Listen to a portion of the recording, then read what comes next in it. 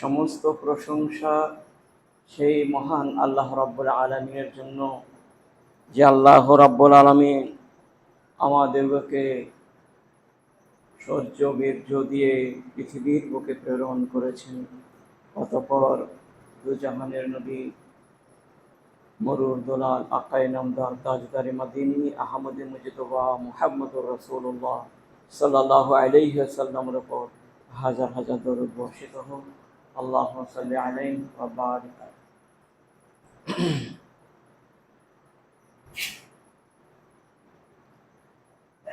আজকের আলোচনা হবে আজান ও আজানের জবাব। সকলেরই জানা আছে যে আজান শুরু হয়েছে প্রথম হিজরিতে আজান শুরু হয়, আর সালাত হয়েছে দ্বিতীয় হিজরিতে শুরু হয়েছে। এবং সেই আজান থেকে নিয়ে পর্যন্ত চলছে মহানবীর যুগ থেকে। আজান মানে হচ্ছে আইলান, মানে ঘোষণা দেওয়া, আর শরীয়তের পরিভাষায় হচ্ছে নির্দিষ্ট ইবাদত বন্দেগী করার জন্য 5 ওয়াক্ত সালাতের সময়কে নির্ণয় করার ঘোষণা দেওয়া এবং উচ্চ কণ্ঠে বলা, একে বলা হয় আজান।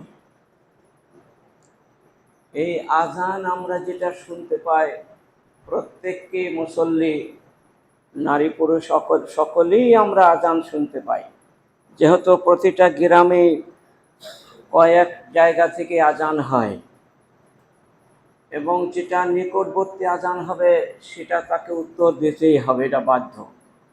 প্রত্যেকটা মুসলিম নরনারীকে যারা সেই মসজিদের সামাজিক ব্যবস্থাপনার ভিতরের আছে আওতায়, তাদেরকে প্রত্যেককেই আজানের জবাব দিতেই হবে। যেমন সালাত পড়া ফরজ, সেই রকম আজানের উত্তর দেওয়াটাও ফরজ, এটাও দিতে হবে, এটাও মহা ইবাদত। সালাত যেমন সব থেকে বড় ইবাদত, এর থেকে পৃথিবীতে আর দ্বিতীয় কোনো ইবাদত আর নাই, এটা 1 নম্বরে। সালাত যদি বিনষ্ট হয়ে যায়, সব ইবাদত নষ্ট হয়ে যাবে। আর সালাত যদি দাঁড়িয়ে থাকে স্থিরভাবে, কিয়ামতের দিনে সাহসভাবে হিসাব দিতে পারে, সব নেকি যত ইবাদত আছে সবগুলোই সেই স্থিরভাবে সাহসিকতার ভাবে উত্তর দিয়ে ফেলবে।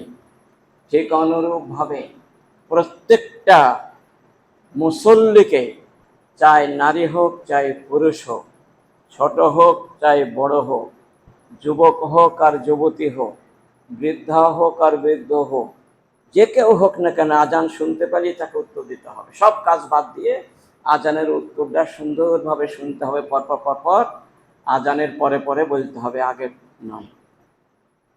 এবং সেই আজানের উত্তর দিলে তার কতটা নেকি হবে, কি পাওয়া যাবে, আজকের আলোচনায় সেটা হবে ইনশাআল্লাহ।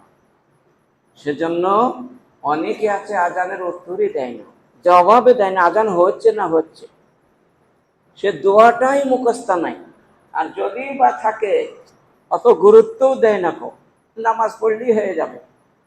কিন্তু আজানটাই হচ্ছে তো গোড়া, এটাই তো শুরু। বেশ কয়েকজন সাহাবা আজানে প্রথমে যখন পরামর্শ হয় মহানবী সাল্লাল্লাহু আলাইহি ওয়াসাল্লামের সঙ্গে, যে সালাত তো আমরা পড়তে লেগেছি, বেশ গোপনের সদরে বেশ পড়ছি আমরা, কিন্তু এইটা সমস্ত মানুষের জানাজানি হচ্ছে না, কখন যে জামাত হয়ে যাচ্ছে, কখন সালাত হচ্ছে কেউ বুঝতে পারে না।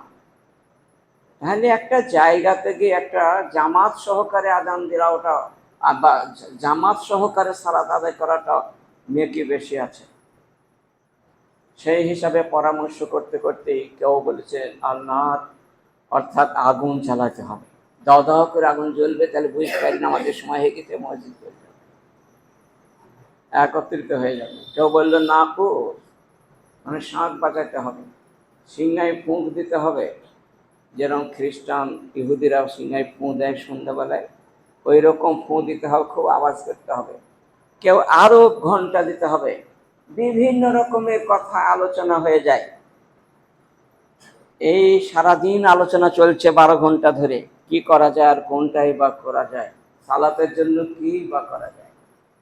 কেউ বললে সালাত জামিয়া, এটা বললে সবাই এক জায়গায় হয়ে যায়, এটা আরববাসীদের ছিল বলা। সেই রাত্রিতে বেশ কয়েকজন সাহাবা, একদল সাহাবা স্বপ্নে দেখলেন যে আজান যেটা আমরা দিচ্ছি বা দেওয়া হয়, এই আজানটাই স্বপ্নে কয়েকজন সাহাবা দেখলেন। আব্দুল্লাহ বিন ওমর, আব্দুল্লাহ বিন জায়েদ, হযরত ওমর ইবনে খাত্তাব, এসব মানুষগুলা, আবু মাহজুরা, সবাই স্বপ্নে দেখলেন যে এইরকম ভাবে আজান দাও। এরা কিন্তু পাক্কা মুসল্লি ছিল। মহানবীর কাছে আব্দুল্লাহ বিন জায়েদ এসে বললেন, জি আমি এক আজান দেওয়ার জন্য আজ আমি স্বপ্নে দেখেছি এটাই, যে আল্লাহু আকবার আল্লাহু আকবার আল্লাহু আকবার আল্লাহু আকবার আশহাদু আল্লা ইলাহা ইল্লাল্লাহ, এভাবে আজান যেটা দেওয়া হয় এইরকমই বললেন। হযরতে ওমর ইবনে খাত্তাব বললেন, আল্লাহর কসম আমিও এটা দেখেছি, আজকে রাত্রে আমি বলবো বলে আসছিলাম, আমার আগেই ও বলে ফেলেছে। আবু মাহজুরা বললেন, আমিও এটা দেখেছি। আব্দুল্লাহ বিন ওমর তিনিও বললেন, আমি এটাই দেখেছি। তখন মহানবী বিলালকে বললেন, বিলাল তুমি আজান শুরু করে দাও। ওমেরা বিলাল, বিলালকে হুকুম দেওয়া হলো, সে আজান শুরু করলো। সহিহ বুখারী হাদিস। তাহলে বোঝা গেল আজান এইভাবেই শুরু হয়েছে। এবার আজান দিলে কি হয়?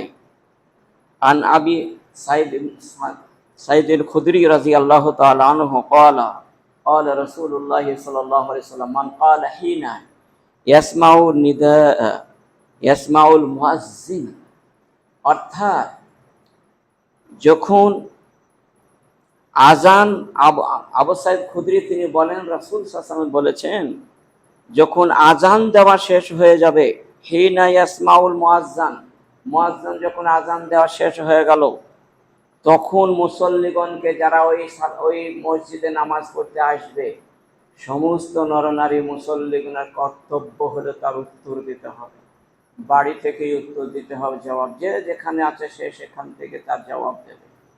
জবাবটা হলো কি?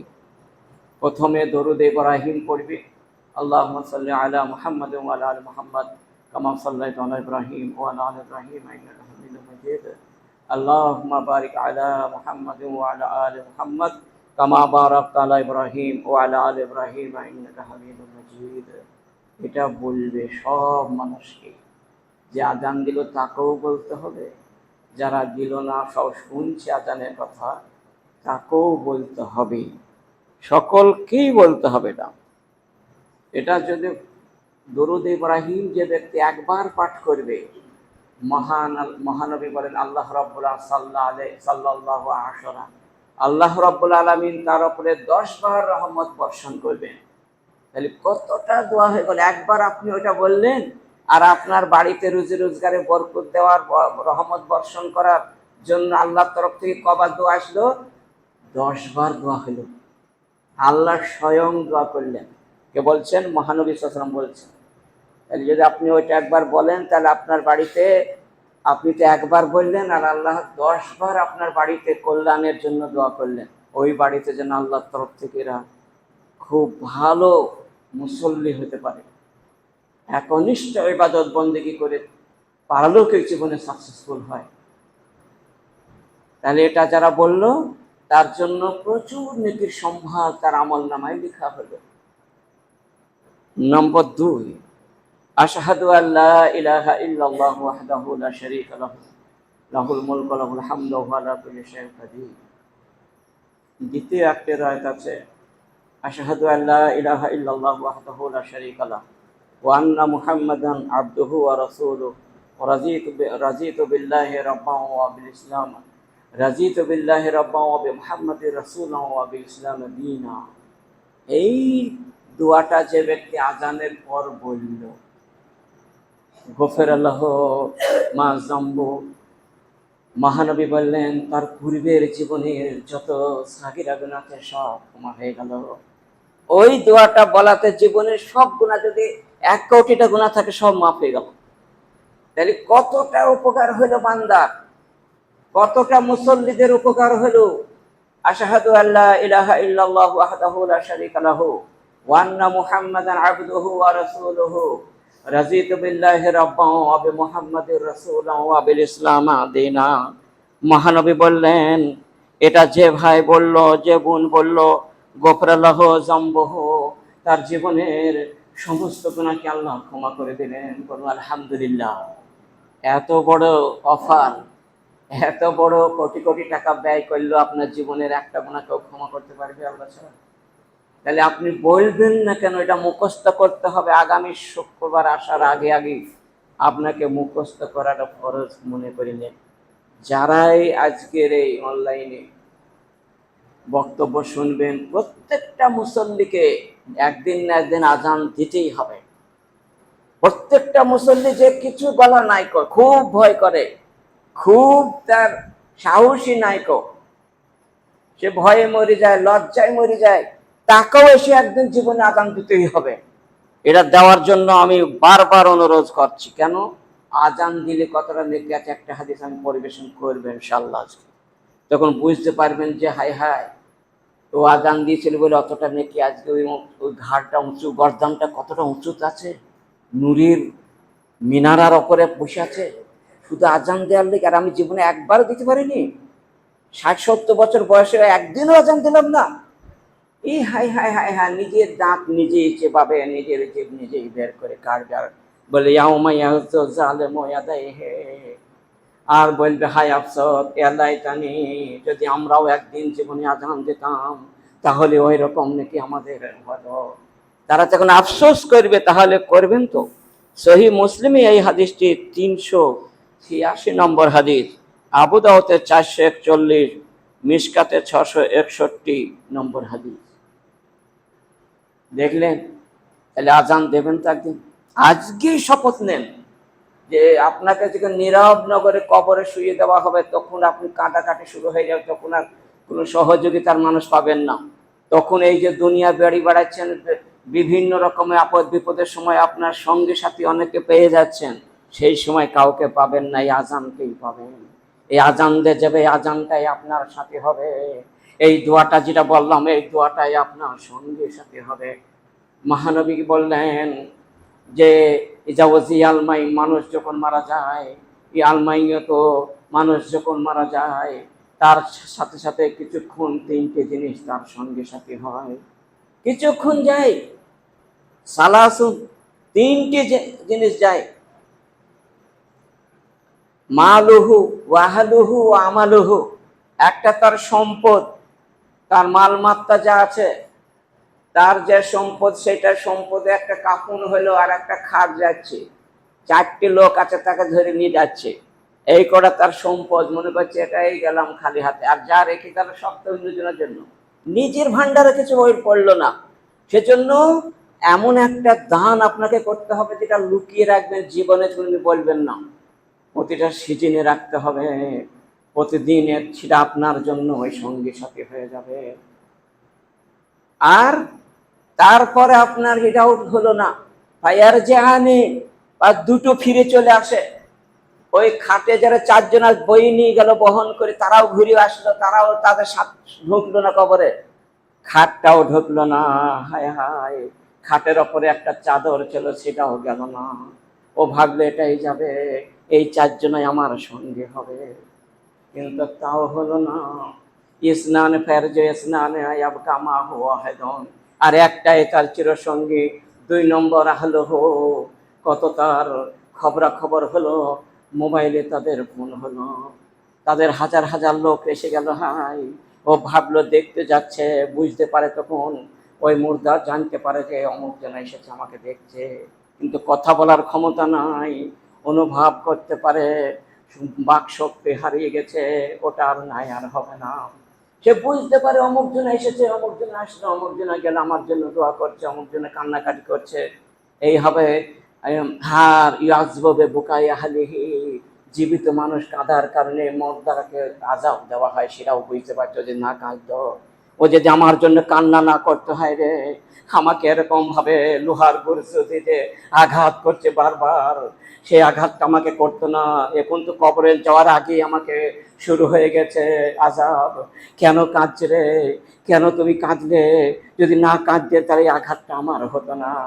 হযরতে আব্দুল্লাহ বিন রাওয়াহা তিনি জীবন দশায় এটা হাদিসটা পেয়েছিলেন, যে একবার অসুস্থ হয়ে যায়, সবাই জানলো মারা গেছে, তারপর অজ্ঞান হয়ে আছে, ওর বোন এসে প্রচন্ড জোরে কাঁদতে লাগলো, আর দুইজন ফেরেশতা এসে ওকে চাপ দিতে লেগেছে, এত চাপ, এত কষ্ট তাকে দিয়েছে, আঘাত, হাতুড়ে নিয়ে এসে জাহান্নামের মার হলো।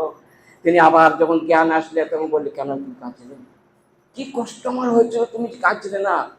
আল্লাহর কসম বলছি, সেই বুখারী হাদিস, কি কষ্ট হচ্ছিল, তুমি কাঁদলে কেন এসে? তুমি কি আমাকে কষ্ট দেওয়ার জন্য ছুটি খবর দিলে, আর ওইখান থেকে এসে কাঁদলে, আমাকে কষ্ট দিয়ে গেলে? আশ্চর্য ব্যাপার, তুমি জীবনে এরকম হবে কাঁদলে? আর তো ওনার বোন বলছে, আল্লাহর কসম, আবার যখন মারা যায় আর এক শব্দও কাঁদি না। সেদিন থেকে তার চাক্ষুষ প্রমাণ হলো। ইউজাব রাব্বাকা মিন রায়ে গানামিন ফি রাতে সাজিয়াতিল জিবালে ফায়াকুলু ইয়াকুলু আল্লাহু আযজা ওয়া জাল। আল্লাহ রাব্বুল আলামিন প্রচন্ড খুশি হয়ে যায়, হেভি আনন্দ হয়ে যায় আল্লাহ তাআলা। আল্লাহ যদি খুশি হয়ে যায় তার তো হয়ে গেল। একটা মুসল্লির ওপরে যদি আল্লাহ হেসে ফেল দেয় তো সে জান্নাত যাবে। তো আল্লাহ তাআলা ওই ছাগলের রাখালের ওপরে প্রচন্ড খুশি হয়ে গেছিল, হেভি খুশি। কি কাজ করেছিল? সে রাসে সাজিয়াতিল জাবালে, পাহাড়ের চূড়ায় উঠেছিল ছাগল নিয়ে, আর সেখানে আজানের সময় হয়ে যায়, একাই আজান দিয়ে দেয় আর একাই নামাজ পড়ে নেয়। ওর নামাজ পড়া দেখে, ওর আজান দেওয়া দেখে আল্লাহ রাব্বুল আলামিন এ যাব রাব্বকা, আল্লাহ প্রচন্ড খুশি হয়ে গেল, আনন্দ হয়ে গেল। আল্লাহ তাআলা খুব হাসলেন, ইয়াকুলু, আর বললেন আযওয়াজাল, মহান আল্লাহ তাআলা বললেন, উনজুর ইলা আব্দি হাযা, আমার এই বান্দার দিকে তোমরা ফেরেশতা দেখো রে, দেখো দেখো, একাই আছে, ওর কাছে পানি নাই, ওর কাছে ছানি নাই, ওর কাছে কিছু নাই, আসবাবপত্র নাই, আজানের সময় হয়ে গেছে, একাই আজান ধরেছে, কেউ সাথী নাই, একাই নামাজ পড়ে ফেললো। ফালিয়ুকিমুস সালাতা, একাই ইকামত দিয়ে নামাজ পড়ে ফেললো। ইয়াখাফু মিন্নি, আর আমাকে ভয় করে। এ যখন আমাকে ভয় করে, ফাগাফারতু, আমি ওর গুনাহকে সব ক্ষমা করে দিলাম। লিআবদি আদখালতুল জান্নাতা, আর এই আজানের বিনিময়ে ওকে জান্নাতে ঢুকিয়ে দিলাম। কার কথা? মহান আল্লাহ তাআলা কথাটা। তাহলে জীবনে একদিন আজান দেবেন, এখনই আপনারা শপথ করুন যে আমি দেবই আজান, সবাইকে আজান দিতে হবে। এ নেকিটা আপনি দেবেন আর ও দেবে, আর আপনি দেবেন আর আমি দেবো না, এর কোনো কথা নাই। আপনাকে দিতেই হবে আজান, যত খারাপই গলা হোক আর যাই হোক না কেন, আজান দেবেন। আজানের দোয়াগুলো সবাই মুখস্থ, 4খানা দোয়া বলবো, 1খানা হয়েছে, আর দরুদ 2টো হয়েছে, আর 3টে বলবো, যেন মুখস্থ হয় আগামী সপ্তাহে আসতে আসতে। এই হাদিসটা হলে আবু দাউদে 666 নম্বর হাদিস, মিশকাতে 664 নম্বর হাদিস, যেটা এখনই বল, আল মুয়াজ্জানু ইউগফারু মাদা সাউতিহি, মানে মুয়াজ্জিন যখন আজান ধরে, তার আজানের আওয়াজটা যত দূর দেয়া যায়, তার দূরত্বর সীমার শেষ সীমা পর্যন্ত শাহিদা লাহু, সাক্ষী দেয়, যত কিছু, কুল্লা রাতবিন ইয়াবেসি, যত রকমের সজীব আর নির্জীব আছে পৃথিবীতে, মানে যাদের জান নাই আর যাদের জান আছে, তারাও পর্যন্ত এর জন্য সাক্ষী দেয় যে আজান দিল তার জন্য। তাহলে দেখুন, আজান দেবেন, এত কিছু বলছে তাও আজান দেবেন না, আপনার জন্য একদিন সাক্ষী তো পাবেন। আর সেই আজানে শাহিদুস সালাতে, যারাই নামাজে হাজির হবে, ওই আজানের উত্তর দিতে দিতে, আজানের জবাব দিতে দিতে, যে মহিলাগণ আজানের জবাব দেবে, যে পুরুষগণ আজানের জবাব দিতে দিতে মসজিদে হাজির হলো। সবাই ইউগফারো, সবার গুনাহকে মার্জনা করে দেওয়া হবে। বলো আলহামদুলিল্লাহ। ভাইরা আমার, এত ভালো চমৎকার হাদিস, এত জান্নাতে যাওয়ার একটা কঠিন সহজ একটা রাস্তা আপনাকে বলে দেওয়া হলো এই হাদিসে। তবু যদি আপনার এখনো লজ্জা কাটে না, এখনো পর্যন্ত আপনার ছোটবেলাকার ঘুম যায় না, তাহলে আর কি করা যাবে? দেবে নাকি? অনুরোধ রইল। সেই আবু দাউদে 515 নম্বর হাদিস, ইবনে মাজাহ 724 নম্বর হাদিস। তো যতজনা উপস্থিত হবে ওই আজানে, সব লোকের গুনাহকে মাফ করা হবে। চারটিখানি কথা নয়। আর উপস্থিত যারা হবে না, একটা গুনাহ মাফ হবে না, তাদের আবার কি করে হবে? তারা তো মসজিদে আসে না, তাদের কোনো একটাও ক্ষমা হলো না। তাহলে ক্ষমা করার জন্য মসজিদে আসবেন। আর আজানের উত্তর যদি না দেন তাও হবে না, সেটাও যেন ভালো করে জেনে আসতে হবে যে আমি উত্তর দিই না অথচ মসজিদ যাচ্ছি। তো হাতটা তো আপনার আল্লাহকে ধোকাই দেওয়া হলো। আল্লাহ যে বিধান রেখেছেন সেটাকে করতে হবে। আজানের কতটা মানে গোলার বারুদের থেকেও, রাইফেলের গুলির থেকেও এটা শক্তি বেশি আজানের আওয়াজের। তো কতটা শক্তি!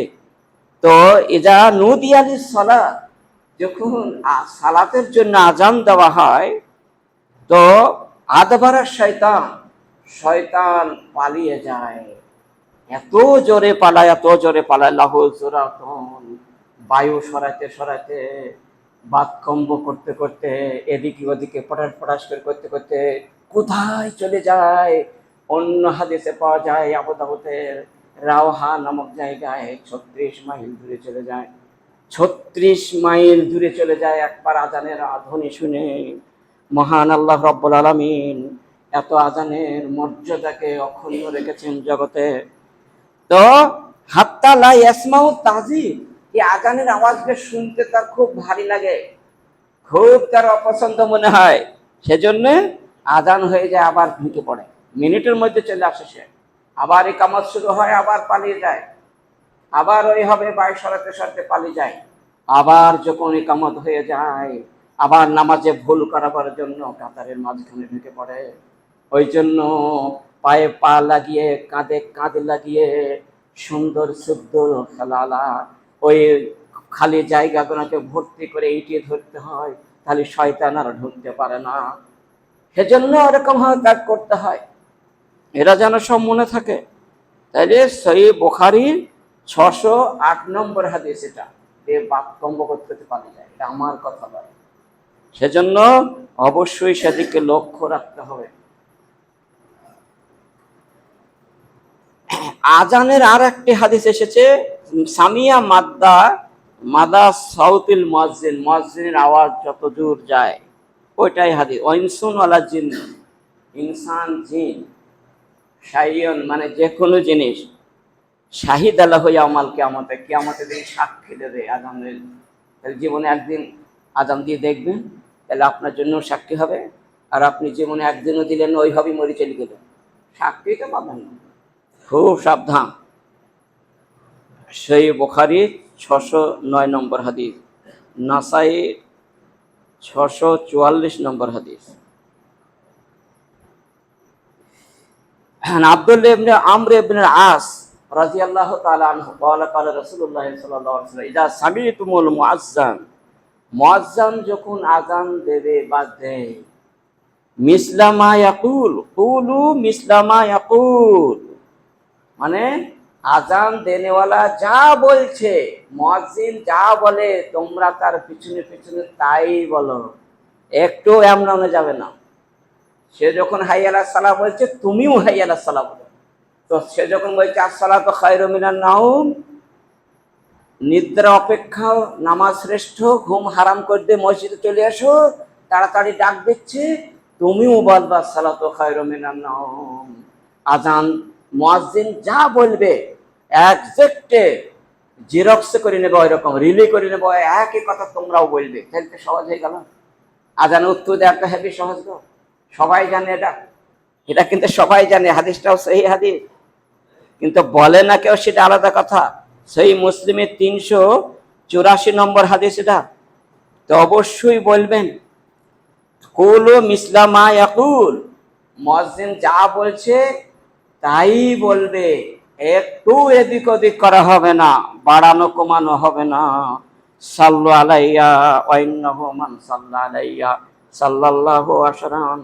তারপর আজান যখন হয়ে গেল, যা বললো তাই যখন হয়ে গেল, তারপরে সাল্লা আলাইয়া মানে সাল্লু আলাইয়া, মহানবী বলছেন আমার উপরে দরুদ পেশ করো, মানে দরুদ ইব্রাহিম যেটা আগে বলেছি ওই দরুদটাই পাঠ করো। আজান শোনা শেষ হলে তখন জবাব দেওয়া হয়ে গেল, এইবার দরুদ পাঠ করতে হবে। দরুদও যখন হয়ে গেল আল্লাহর তরফ থেকে আপনার 10টা নগদ নেকি হয়ে গেল এবং রহমত আর বর্ষণ হলো আপনার বাড়িতে। সুম্মা তারপরে সালুলিয়াল ওয়াসিলাতা, ওয়াসিলার একটা দোয়া পড়ো, যেটা মহানবীর সর্বোচ্চ স্থান হবে কিয়ামতের দিবসে। আল্লাহ রাব্বুল আলামিন মাকামে মাহমুদ বলে একটা জায়গা, প্রশংসিত জায়গা, এই ওসিলার দোয়াটাকে পড়তে বলছেন। ওসিলার দোয়া বলছে ফাইন্নাহা মানজিলাতুন ফিল জান্নাতে, জান্নাতের সর্বোচ্চ এবং সর্বস্থানের সর্বোত্তম জায়গার নাম হলো মাকামে মাহমুদ।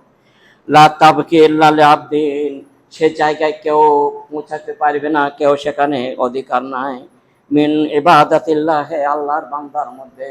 আরজু, মহানবী বলছেন না হওয়া, আর আমি আশা রাখছি সেই জায়গাটা মনে হয় আল্লাহ রাব্বুল আলামিন আমাকেই দেবেন। আহুদুর সাল্লাল্লাহু আলাইহি ওয়াসাল্লাম তিনি বলেন সর্বোচ্চ জায়গা মাকামে মাহমুদ যেটা হবে, সেটা মহানবী বলছেন আমার কি আল্লাহ তাআলা ওই জায়গাটা দান করবেন কিয়ামতের দিনে। আমান, তারপর মান সাআলাল ওয়াসিলাতা হাল্লাত লাহু শাফাতি ইয়াউমাল কিয়ামাতে, আর যেই ব্যক্তি সুপারিশের এই দোয়াটা মহানবীর জন্য করল, তার জন্য সুপারিশে মহানবী নিজেও করবে। আর যে ওই দোয়াটা করবে না, তার জন্য দোয়া করবে না নবী সাহেব, সে দেখিলে জাহান্নাম যাচ্ছে, তার কি হয়েছে? আজকে তার লেগে তো একবারও করলো না, তার লেগে মহানবী কেন তার ফিরেও তাকাবেন না? তাই সেটা হলো কি, আল্লাহুম্মা রাব্বা হাযিহি দাওয়াতি তাম্মা ওয়াস সালাতিল কায়িমা আতি মুহাম্মাদান ওয়াসিলাতাল ফাদিলা ওয়া বা'আসহু মাকামান মাহমুদান আল্লাযী ওয়া'আদতা। এটা হচ্ছে ওসিলার দোয়া। এই দোয়াটা যে ব্যক্তি একবার পড়ল আজানের পর, হাল্লাত লাহু শাফাতে ইয়াউমাল কিয়ামাতে, মহানবী আমার বলেন যদি জান্নাতে না যায়, জাহান্নামে যাওয়ার মতো এরকম মানুষ যদি থাকে, আমি ওকে সুপারিশ করে জান্নাতে নিয়ে যাবই যাব। যদি এই আজানের পরে এই দোয়াটা বান্দা বলে, কোনো বান্দা যদি বলে, আল্লাহর কোনো বান্দা বান্দি যদি আজানের পরে প্রতিটা আজানে বলে আমি ওকে জান্নাতে নিয়ে যাব, এর গ্যারান্টি মহানবী বলে গেছেন। সহিহ মুসলিমের 384 নম্বর হাদিস, সহিহ বুখারীতেও হাদিসটা এসে গেছে। আর একটি হাদিস আব্দুল্লাহ ইবনে উমার থেকে বর্ণিত, রাসূল সাল্লাল্লাহু আলাইহি ওয়াসাল্লাম ইযা কালাল মুয়াজ্জিন আল্লাহু আকবার, যখন মুয়াজ্জিন আল্লাহু আকবার বলবে আপনারাও আল্লাহু আকবার বলবেন, সব একই পরপর বলতে যাবেন। ওয়াইজা ক্বালা হাইয়া আলাস সালাহ হাইয়া আলাল ফালাহ, যখন মুয়াজ্জিন হাইয়া আলাস সালাহ বলবে নামাজের জন্য এসো গো, সব কাজ তোমরা বাতিল করে দাও, যার হাতে যে কাজে তোমরা রত আছো, আজান ধ্বনি শোনা মাত্র কাজ করা হারাম, ওখানে তোমরা রেখে দাও, দিয়ে তাড়াতাড়ি মসজিদে চলে এসো। হাইয়া আলাস সালাহ, নামাজের জন্য মসজিদে চলে এসো। হাইয়া আলাল ফালাহ, পরিত্রাণ পেয়ে যাবে, জান্নাত পেয়ে যাবে, এটার জন্য জান্নাতে পাওয়ার ডাকে ডাক, আল্লাহর ডাকে ডাক। তুমি আল্লাহর ডাকে সাড়া দেওয়ার জন্য তাড়াতাড়ি কাজকে রেখে দিয়ে ছুটে চলে এসো রে, নিজের আত্মার মঙ্গল হবে, পারলৌকিক জীবনের কল্যাণ হবেই হবে। এটা আল্লাহর ডাক, আল্লাহর ডাকে আগে সাড়া দিয়ে আসতে হবে।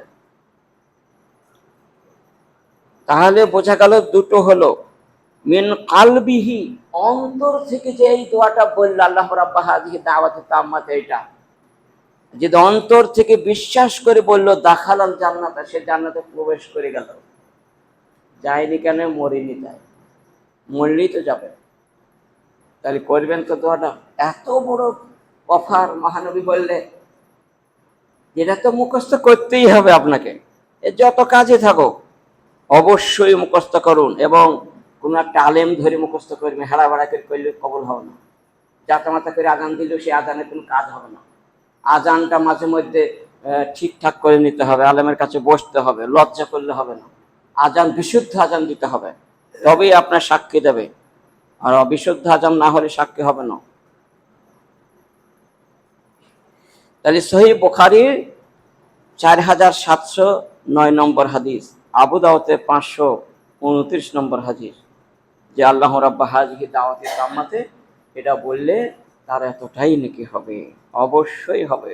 তাহলে আমরা আজানের দুই রকম পেলাম, একটা যা বলবে মুয়াজ্জিন তাই বলতে হবে, আর একটা লা হাওলা ওয়ালা কুওয়াতা ইল্লা বিল্লাহ বলতে হবে 4 বার। যখন হাইলা সালা হাইলা ফালা বলবে তখন 4 বারই লা হাওলা ওয়ালা কুওয়াতা ইল্লা বিল্লাহ, বাস, বাকি সব এক।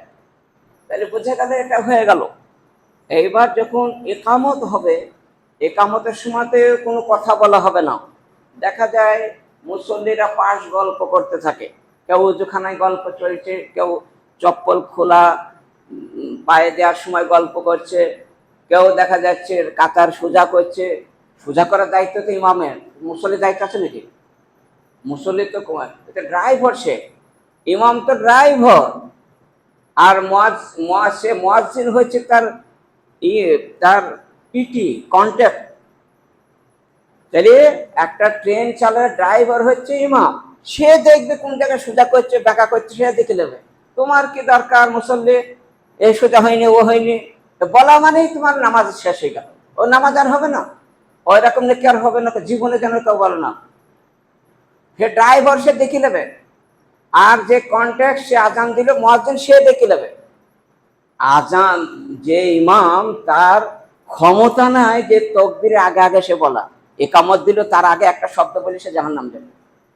আর মুয়াজ্জিনেরও ক্ষমতা নাই যে ইমাম ফেরাত পড়ছে তার আগে আগে চলে গেলাম, হুটু পড়লাম আগে মারলাম, সেও জাহান্নামে যাবে। সবাই সবার উপরে অগ্রাধিকার আছে, সেজন্য খুব সাবধান, খুব ভালো করে চলতে হবে। সে ব্যাঁকা হোক তারা হোক দেখে নেবে। আমি কেন বলতো, আমার দায়িত্ব দিলেন ইমাম সাহেব, যে এটা দেখ কই দেখো, তাহলে সেটা দায়িত্ব দেয় তাহলে হবে। মেলা লোক আছে, 5 জনকে দায়িত্ব দিলাম, ঠিক করে দাও তো ঈদের নামাজে, হ্যাঁ ওটা হবে। আর সে যে দায়িত্ব না দেয় তাহলে হবে না, তার দায়িত্ব এটা, সে দেখে নেবে। অন্যজনের কোনো বেশি কিছু বলার জায়গা নাই।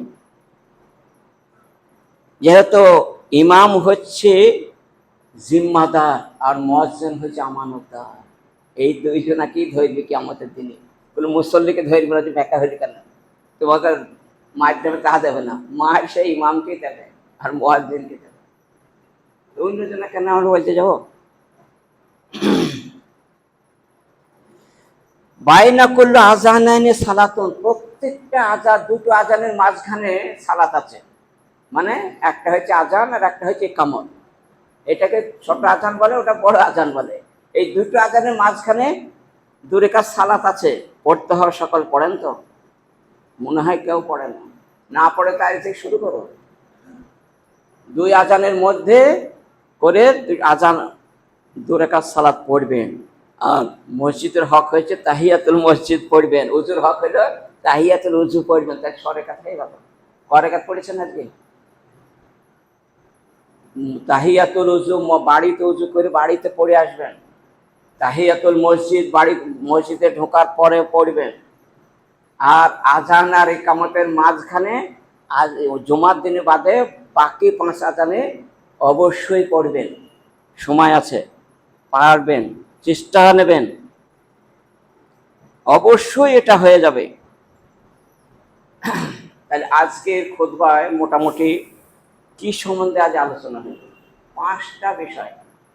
একটা হচ্ছে আজান দিতে হবে আপনাদেরকে, মুসল্লিদেরকে। 1 2 নম্বর বললাম 2 আজানের মাঝখানে 2 রাকাত সালাত পড়তে হবে। 3 নম্বর মানে তাহিয়াতুল উজু আর তাহিয়াতুল মসজিদ, এই দুটো 3টি পড়তে হবে।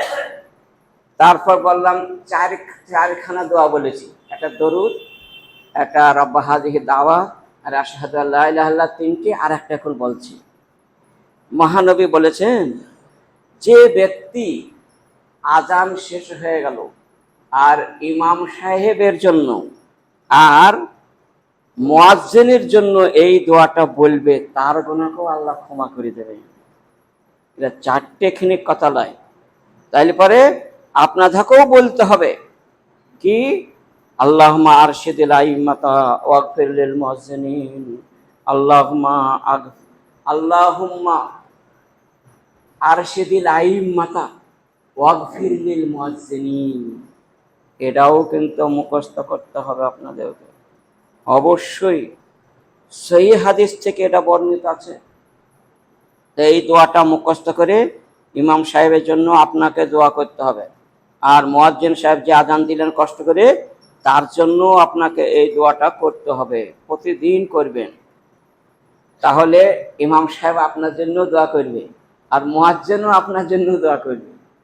তাহলে উভয়ই দোয়া করা করি, মানে নিবিড় সম্পর্ক বজায় রাখে। বাজমু আল্লাহ বাজ, এক অপরের বন্ধু। ইয়ামুরুনা বিল মারুফ ওয়া ইয়ানহাউনা আনিল মুনকার, ভালো কাজে নির্দেশ করবে, মন্দ কাজে বারণ করবে।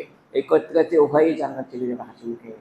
আর আমি সমস্ত মুসল্লিগণকে অনুরোধ রাখছি, আজকের যে আমল করার জন্য বেশ কয়েকটা বলা হলো, সব দোয়া করা মুখস্থ করে আমরা জবাব দেবো, এরকম একটা প্রতিজ্ঞা রেখে এখান থেকে যাব। এবং ইনশাআল্লাহ যতদিন বাঁচবে না দেবো, তাহলে এর বিনিময়ে হয়তো আমাদেরকে আল্লাহ রাব্বুল আলামিন খুশি হয়ে আনন্দ হয়ে জান্নাতে প্রবেশ করাবেন। ওই রাখাল, যে ছাগলের রাখালকে জান্নাত আল্লাহ দিয়ে দিলেন, তার এমনি কিছুই নাই, শুধু ওইটুকুনি পড়েছে, তাই আজান দেওয়ার জন্য জান্নাত চলে গেল। তাহলে আপনারও যদি জীবনে একদিন আজান দেন, সেটা বলা যায় না, ওই আজানই হয়তো আপনার কোনো নেকি ওসিলা হতে পারে। সেই জন্য অনুরোধ রেখে আজকের সংক্ষিপ্ত আলোচনায় যেটা আকুলু কাউলি হাযা আস্তাগফিরুল্লাহ লি ওয়া লাকুম ওয়া লিসাইরিল মুসলিমিন ইন্নাহু হুয়াল গফুরুর রহিম।